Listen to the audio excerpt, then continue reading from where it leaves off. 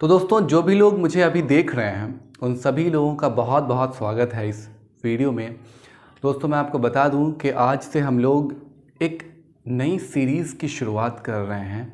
आज से हम लोग स्पोकन इंग्लिश की शुरुआत कर रहे हैं, जिसका आज लेसन 1 है।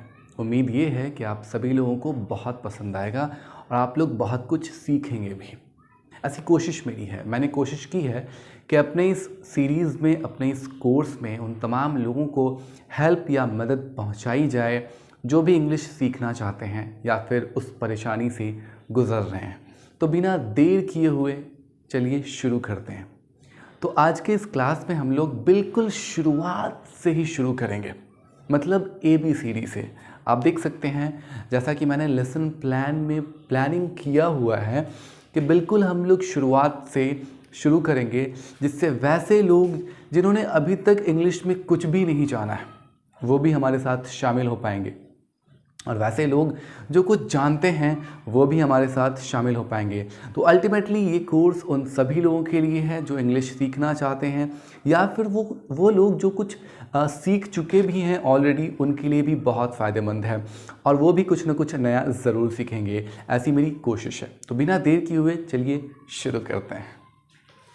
देखिए, सबसे पहले हर चीज़ में हमें प्लानिंग की ज़रूरत होती है। आप जैसा कि बोर्ड पे देख सकते हैं कि हमने प्लानिंग की हुई है। जब भी हम प्लानिंग करके उतरते हैं तो हमारा एग्जीक्यूशन बहुत अच्छा होता है, हम बेहतर परफॉर्म कर पाते हैं। तो आज के इस लेसन के लिए हमने लेसन प्लानिंग की हुई है, और इस लेसन को कंप्लीट करने के बाद हम लोग तमाम चीज़ों को सीखने के लायक या फिर उसके एबल हो जाएंगे। आप देख सकते हैं कि लेसन प्लानिंग में कौन कौन सी चीज़ें हैं। इस लेसन के कंप्लीट होने के बाद हम लोग लेटर्स क्या होता है उसे जान जाएंगे। उसके बाद आप देख सकते हैं कि अल्फ़ाबेट्स क्या होता है, हम लोग उसे भी जान जाएंगे। 3 नंबर में वॉवेल्स क्या होता है, कितने होते हैं, वो भी चीज़ें जानेंगे। आई नो कि ये सारी चीज़ें आपको पहले से मालूम है, बट बावजूद इसके ये चीज़ें पढ़नी ज़रूरी है, क्योंकि हम लोग बिल्कुल शुरुआत से शुरू कर रहे हैं। आगे देखेंगे 4 नंबर पे कॉन्सोनेंट, ये भी आप जानते हैं, लेकिन फिर भी इसे हम लोग एक बार एक नज़र ज़रूर देखेंगे और आपको ज़रूर कुछ ना कुछ इसके अंदर से नया सीखने को मिलेगा। एंड देन 5वें नंबर पे हम लोग लेटर्स के साउंड्स को देखेंगे।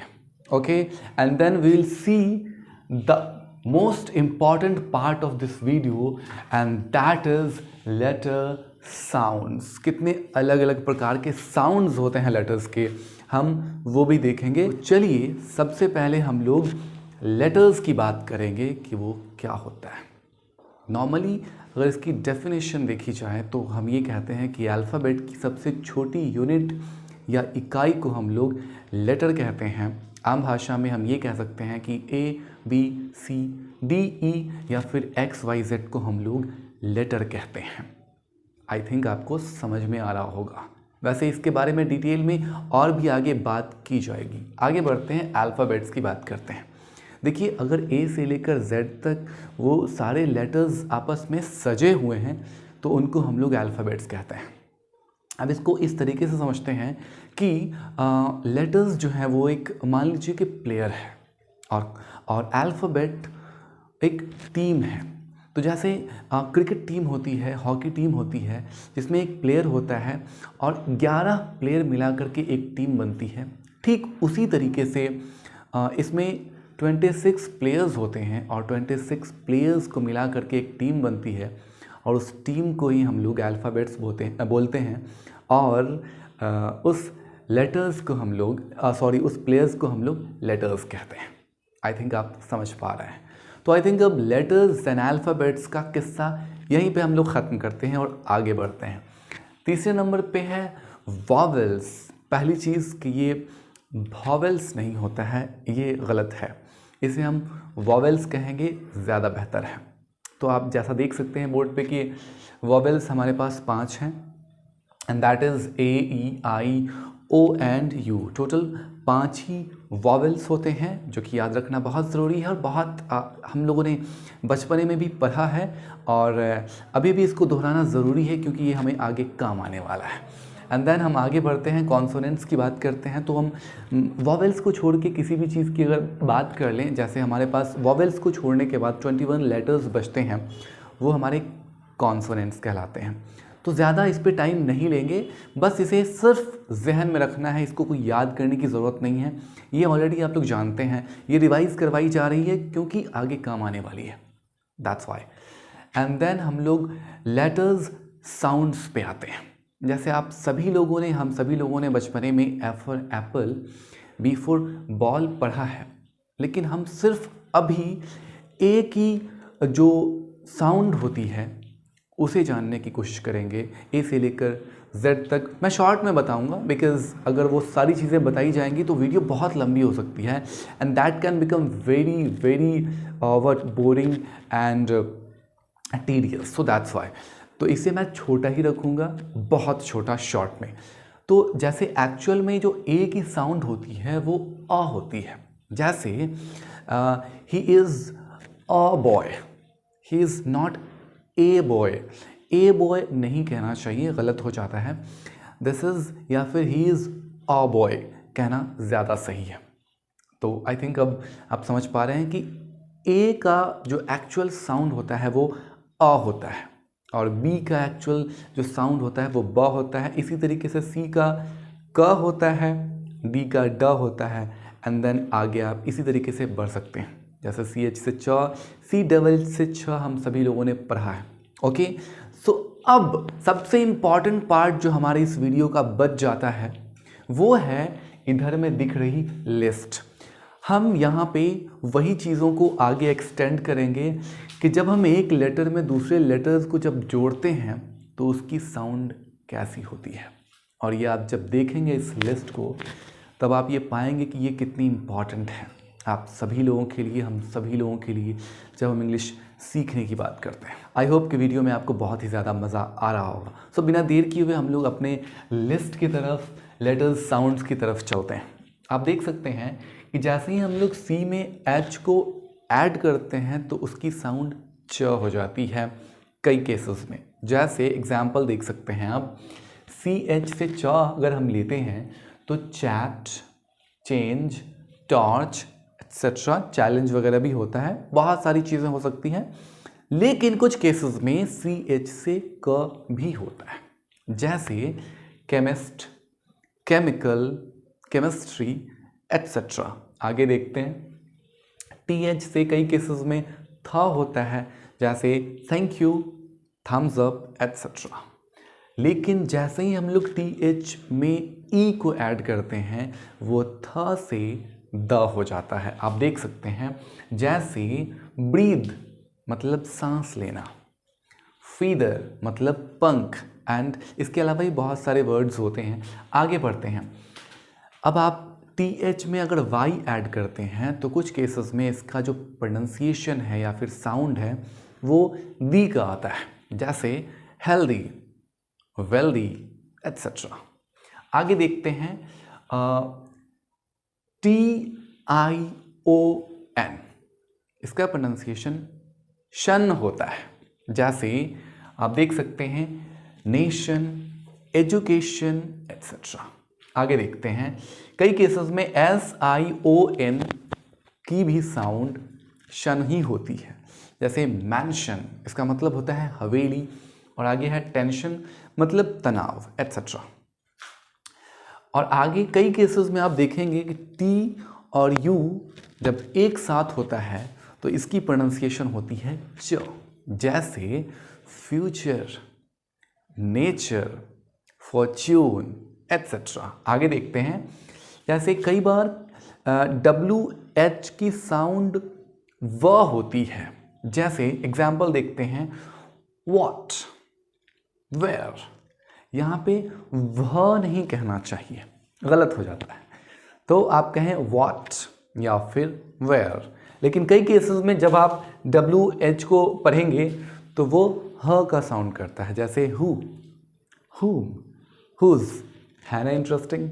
आगे देखते हैं, एस एच से हम सब जानते हैं कि श की साउंड आती है, जैसे shut, shuttle, shirt, cash, bash etcetera. मैं ये भी जानता हूँ कि हम सभी लोगों को एस एच से श और एस से स में कन्फ्यूजन हो जाता है। बहुत सारे ऐसे लोग हैं जो श को स पढ़ते हैं और इससे सुनने वाले को कन्फ्यूजन हो जाता है कि उसका एक्चुअल में मीनिंग क्या था। तो हमें धीरे धीरे प्रोनाउंसिएशन को भी शुद्ध और प्योर करना है। एक दिन में तो सारी चीज़ें होंगी नहीं, तो इसीलिए आप हमारे साथ बने रहें और उम्मीद ये है कि आपको बहुत कुछ सीखने को मिलेगा। So let's be continue. Okay, so next is S T. कई बार एस टी से स होता है। जब भी एस के साथ टी होता है तो हमेशा तो नहीं, लेकिन ज़्यादातर केस में टी नहीं पढ़ा जाता है। फॉर एग्जाम्पल लिसन मतलब सुनना होता है और विसल मतलब सीटी बजाना होता है, एट्सेट्रा। इसके अलावा बहुत सारे और भी वर्ड्स हो सकते हैं। आगे देखते हैं। इसके साथ टी सी एच में टी की साउंड छिप जाती है, नहीं बोली जाती है, सिर्फ हम लोग सी एच से च को बोलते हैं, जैसे टॉर्च। आगे देखते हैं टी सी एच में टी की जो साउंड है वो दब जाती है, वो नहीं बोली जाती है, सिर्फ सी एच की साउंड बोली जाती है, जैसे वॉच, कैच, एट्सेट्रा। आगे देखते हैं डी जी में डी को नहीं पढ़ा जाता है, सिर्फ जी को पढ़ा जाता है। यहाँ पे जी का प्रोनाउंसिएशन ज होगा, जी का साउंड ज होगा, जैसे आप देख सकते हैं बजट, एज, जज, एट्सेट्रा। आगे देखते हैं एक और भी साउंड है आई जी एन में जी का साउंड नहीं आता है, आइन, इसे पढ़ते हैं आइन। आप देख सकते हैं जैसे आप बोल सकते हैं sign, design, resign, benign, etcetera. बहुत सारे और भी वर्ड्स ऐड किए जा सकते हैं, इसीलिए मैंने सभी में एट्सेट्रा लिख दिया है। नेक्स्ट इज पी एच से फ या फिर पी एच से फ भी हो सकता है। जैसे हम लोग पी एच से फोन नहीं बोलते हैं, पी एच से फ़ोन बोलते हैं। यहाँ पे भी कई लोग कंफ्यूज हो जाते हैं और गलती कर जाते हैं कि वो फ और फ में डिफरेंस नहीं समझ पाते हैं। पी एच से यहाँ पे फ होता है, हम देखेंगे पी एच से फ, जैसे फ़ोन, फिलिप्स, एट्सेट्रा। आगे देखते हैं। उसके बाद है सबसे interesting and most important thing, आप आगे देखेंगे जो वो ये है कि ओ यू जी एच से भी फ होता है। कमाल की बात है। अब देखें example, T O U G H tough, कमाल है, and R O U G H rough. Tough मतलब मुश्किल होता है, रफ मतलब खुरदरा होता है। आगे देखते हैं, इसी ग्रुप ऑफ लेटर्स की देखते हैं बात। ओ यू जी एच यहाँ पे ओ हो रहा है, जैसे आप देख सकते हैं brought, it's not brought, it's brought. Brought का मतलब होता है ये ब्रिंग का V2 है या फिर V3 भी। ओके, आगे बात करते हैं। ड्रॉट, ड्रॉट मतलब सुखाड़, तो उसे हम लोग ड्रॉट कहते हैं, etcetera. And then the last one for today is OUGH से कई बार O भी होता है, जैसे दो, इसका मतलब होता है हालांकि। एंड डो, डो का मतलब होता है गूंधा हुआ आटा या फिर आटे की लोई। अब आखिर में बहुत इंपॉर्टेंट चीज़ जो बची हुई है अभी, देखिए इंग्लिश का सफ़र कितना है, बहुत छोटा। आप मेरे साथ तय कर लेंगे, लेकिन आपको साथ में चलना होगा, धीरे ही सही बट रोज़ चलना होगा मेरे साथ। और ऐसी कोशिश मेरी है कि आप चलेंगे और उम्मीद भी है कि मैं आपको हेल्प कर पाऊंगा। जाहिर सी बात है कि आप चलेंगे। आगे बढ़ते हैं। आप एक चीज़ देख पा रहे होंगे कि 6 नंबर पॉइंट्स तो छूट ही गया, लेकिन छूटेगा कैसे, वो मैंने छोड़ा हुआ था। तो आगे बात करते हैं एंड ये सबसे इम्पॉर्टेंट चीज़ है। Okay, so let's start. English में हम लोग बेसिकली करते क्या है वो हम देखेंगे। कहाँ से कहाँ तक का सफ़र है इंग्लिश का, वो हम लोग शॉर्ट में सिर्फ समझने की कोशिश करते हैं। ओके, सो सबसे छोटी चीज़ क्या होती है इंग्लिश की, वो हमने ऊपर में लिखा हुआ है, लेटर। जाहिर सी बात है इससे छोटी कोई चीज़ नहीं होती है। तो उसके बाद देखते हैं लेटर से हम लोग क्या बनाते हैं, वर्ड बनाते हैं। जैसे जब हम लोग एक लेटर को दूसरे लेटर से सही तरीके से, व्यवस्थित तरीके से जोड़ते हैं तो वर्ड बनता है जो हमें कुछ मीनिंग देता है। Is that clear? जैसा कि आप यहाँ पे देख सकते हैं कि हमने ए के साथ डबल पी और एल साथ में ई को भी ऐड किया तो एक मीनिंगफुल वर्ड क्रिएट हुआ। ओके, जिसे हम एप्पल कहते हैं। एप्पल में सेब होता है। ओके, हालांकि ये मैंने कोई नई चीज़ तो बताई नहीं है आपको, हाँ, लेकिन मेन चीज़ बची हुई है जो बतानी है वो ये है कि वर्ड के बाद हम लोग वर्ड्स को जोड़ जोड़ के सेंटेंस बनाते हैं, राइट? एक वर्ड से सेंटेंस नहीं बनता, हम लोग वर्ड्स को ऐड करते हैं। ग्रुप ऑफ लेटर्स को हमने ऐड किया तो वर्ड बना, और ग्रुप ऑफ वर्ड्स को ऐड करेंगे तो सेंटेंसेस बनेंगे। अब देख सकते हैं कि एप्पल इज़ अ फ्रूट, इसमें 4 वर्ड्स हैं। Apple itself a word, and then is, and then A, and then fruit, and the last one is कि जब हम सेंटेंस को बना लेते हैं उसके बाद ग्रुप ऑफ सेंटेंसेस जब एक साथ हम लिखते हैं तो उन्हें हम स्पीच कहते हैं। इससे ज़्यादा करते हैं क्या हम इंग्लिश में? कुछ बताइए, नहीं करते हैं ना? तो ये शुरुआत और ये अंत, बहुत आसान सफ़र है। आई थिंक आपको समझ में आ रहा होगा। अगर हाँ तो कमेंट में ज़रूर बताइएगा कि ये चीज़ बहुत पसंद आ रही है। अगर कोई सुझाव हो, कहीं पे गलती हो तो ज़रूर बताइएगा। आपके सुझाव सर आँखों पर। तो आप देख सकते हैं कि मैंने कैसे एक छोटा सा 2-3 लाइन का स्पीच तैयार किया हुआ है, सिर्फ इसलिए कि आप देखें कि मैंने एक लेटर से एक स्पीच तक का सफ़र तय किया है। तो मेरी उम्मीद ये है कि आप लोग भी शुरुआत कर दें मेरे साथ। और देखिए, एक दिन में तो कुछ नहीं होता, लेकिन बहुत कुछ हो जाता है। आप इरादा अगर बना लें तो इरादे से ही आधा काम हो जाता है। और अगर आप शुरुआत कर दें तो एक कॉन्फिडेंस आता है कि अरे यार, आई कैन डू दैट, मैं भी कर सकता हूँ। तो आई होप कि आज का लेसन आपको बहुत आसान लगा होगा और बहुत इंटरेस्टिंग भी लगा होगा। तो अगर आप इसे होमवर्क के तौर पे देखना चाहते हैं या लेना चाहते हैं तो आप इन तमाम चीज़ों को एक बार रिवाइज़ कर सकते हैं, बार बार वीडियोस को देख सकते हैं, या फिर इसके नोट्स बना सकते हैं जो आपके काम आए। और हाँ, सबसे इम्पॉर्टेंट चीज़ कि इसको आपको याद कर लेना होगा एज अ होमवर्क। अगर आप लेना चाहें तो आप इसे याद कर लीजिएगा और इसे भी नज़र में रखिएगा। याद करने का मतलब ये मेरा ये था कि इसे अगर हम 2-4 बार पढ़ लेते हैं तो ये खुद भी याद हो जाता है। इसको समझना ज़्यादा है, याद तो खुद ब खुद वो चीज़ें हो जाती है जब हम समझ जाते हैं। तो आई होप कि आपको ये बहुत पसंद आया होगा। अगर हाँ तो लाइक ज़रूर कीजिएगा, और हाँ, सब्सक्राइब भी कर दीजिएगा।